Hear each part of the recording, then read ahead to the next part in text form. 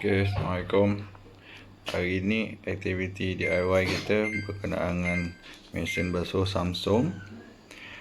Mesin basuh Samsung dia ada keluar error IE IE. Okey, IE ni kalau base pada saya punya research, dia lebih kepada permasalahan level air, yang mana kita boleh cek dekat sini ia berkaitan dengan water level sensor dia. So kita punya komponen kita kena buka dulu lah dia punya asal dia. Ni kita buka. Okey, hanya ada 2 skru saja. 2 skru. Okey, so sekarang ni dia antara berkaitan dengan water level sensor dan juga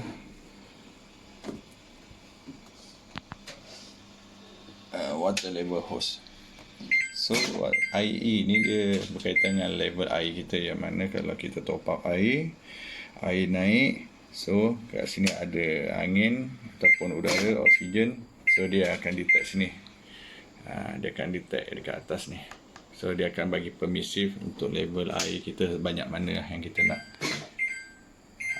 Contoh kat sini lah level air dia. High ke, medium ke, low ke, macam-macam.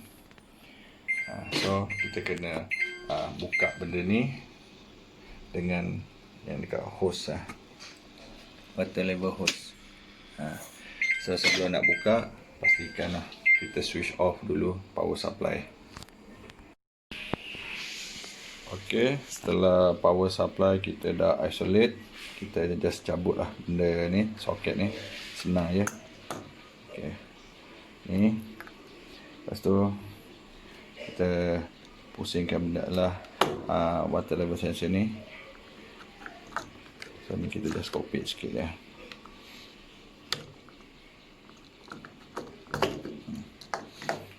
So dah cabut dia punya water hose bawah ni, ada klip dia. Yes.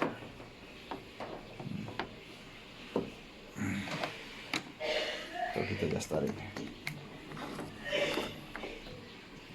Gitu nampak. Ni. Okay. So water level sensor kita try dulu, basuh dulu dia punya hose, check ada bocor ke tidak ke. Lepas tu kita try bersihkan dia, lap-lap dia, tiup sikit ada apa-apa perbezaan tak. Kita try servis ni. Kalau benda ni tak boleh servis, dah servis cuci-cuci sikit, lap. Kalau tak okey, nampak gaya benda ni rosak, kena beli baru.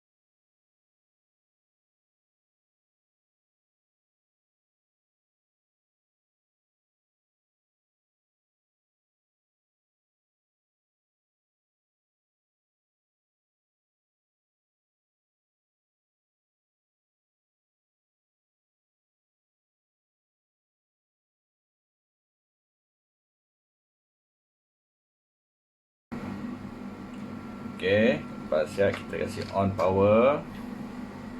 Power supply sudah on. So kita tengok dia punya board dia. Okey, kita akan berhidup dulu, tengok macam mana. Okey, ni dia punya power. Kan. Positif. Tadi dia terus keluar LED 1E dekat sini. So ni dah tak ada dah nampaknya. Okay, kita cuba kontrol. Ni dekat medium, high. Okey. Ini dia punya program. Fuzzy blanket wool. Okey. Kita try start sekali.